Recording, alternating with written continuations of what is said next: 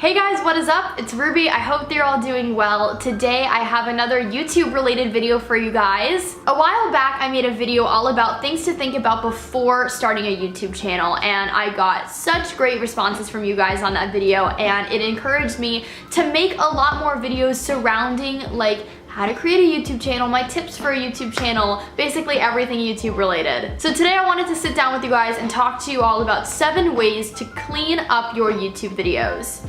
I'm simply talking about how to make your YouTube videos maybe look a little bit more polished, a bit more put together, and really just showcasing the best version of you and your videos that you and your videos can be. Does that make sense? So without further ado, I'm just gonna jump right in because I have to leave for work in 45 minutes, but I really wanted to get some videos done today, so let's just get right into it. Alright, so the first tip that I have for you all is to have a set intro and outro for your videos. Now this can mean a lot of different things. This can mean set graphics that you have at the beginning and the end of your video. I don't necessarily do that here on my channel, but here's what you guys may catch on to. Pretty much every single video of mine I start with, hey everybody, what's up, how are you doing? Some sort of greeting very, very similar to that. And I always end my videos with the same outro. You know, please subscribe, help me grow the Ruby Rocks the World family, it would mean the world to me. Follow me on all my social media networks, links are always in down below, you know, that whole thing. But I don't know, I think by having a set intro and outro for your videos, it's a way to kind of like distinguish you on your channel. I think by having a set intro specifically though, it really helps people kind of get a gauge on your personality right from the get-go. So if you don't already have like a set greeting and goodbye that you say at the beginning and end of your videos, maybe sit down and take the time to think about what you might want that to be.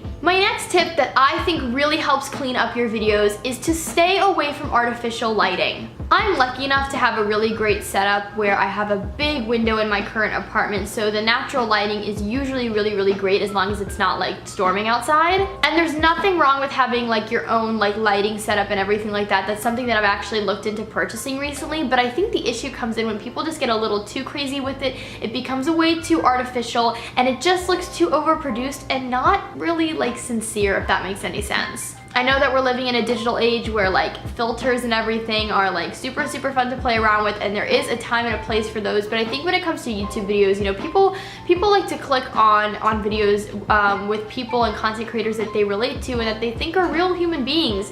And sometimes I think when some people create like overly saturated videos and just like have way too much artificial lighting, it just feels like something's kind of missing. My next tip to clean up your YouTube videos, and this is one that I still struggle with today, is making sure that you're not staring into the viewfinder the entire video. See what I'm doing? I'm staring into it right now. Having a viewfinder is a beautiful thing because, you know, before filming I can check, make sure my hair is looking good. I can make sure, you know, I don't have like mascara smudged all over my face. But as soon as I hit that record button and I start filming, I really try and make it a point to stay away from the viewfinder as much as possible, because by staring directly into the lens, you're really making a connection with your audience and your viewers and the people that are watching you.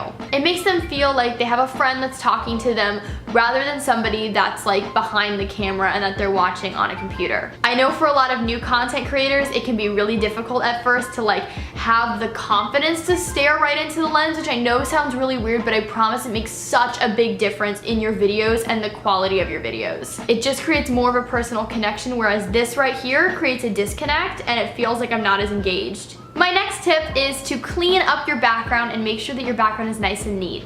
Now I want to say right now, I do not have the cleanest background at the moment, but that's because I'm actually getting ready to move in with my boyfriend, so I've been moving all of my stuff slowly but surely out of this apartment, so I have a pile of clothes there that I'm donating. I know there's a ladder right there, but usually my background is relatively neat. But by making sure that your background is on the cleaner side, it presents less of a distraction to your viewers. You know, they're looking at you for the video rather than like the pile of clothing that's in the background.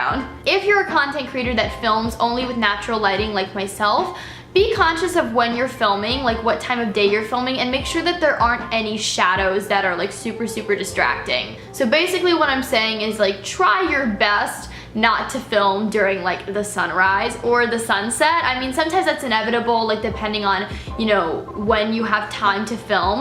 But if your lighting is like constantly changing during the video and, you know, there's like a shadow over your face for half of it, that can be really distracting and quite frankly can make people want to click off. My next tip, and this is a big one, is to make sure that there is a really good balance between the audio in your video and the background music. If you're going to choose to have background music in your videos, which I'm a big proponent of, I usually always have background music going on in my videos, make sure that it's at a level where you can hear it and it provides like a really nice sense of like ambiance to your videos, but it's not going to be the only thing they hear and it's not gonna like distract them from what you're saying. I've clicked on so many videos that have intrigued me and then I have to like click out after 20 seconds because I can hardly hear what the content creator is saying. The music is so loud and it's just so distracting. The music that you choose to put in your videos should complement what you're saying. It shouldn't overtake what you're saying. And my last tip in today's video is if you're someone that films a lot of sit down and talking videos like myself, in no way am I saying that you need to have a word for word script. I never do that in my videos just because I feel like it feels a little bit too rehearsed. But what I am suggesting is that you sit down prior to filming the video and write down some bullet points, write down some subject points that you want to make sure that you hit in your video. Because if you only have like the topic of what you want to talk about for a video,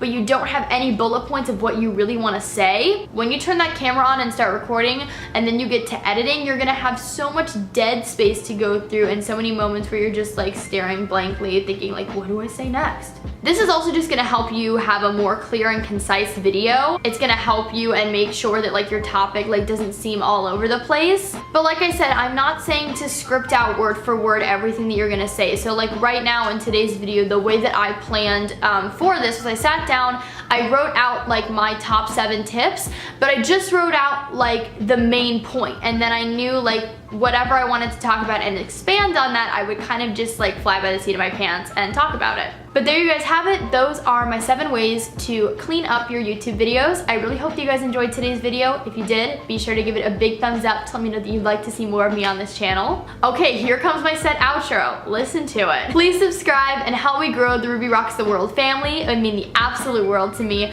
Follow me on all my social media networks. Links are always in the down bar below. I hope that you guys are having an awesome day, night, afternoon, whenever you all are watching this video. And I hope that you've enjoyed this set outro, and I will talk to you guys in my next video. Alright, bye everybody.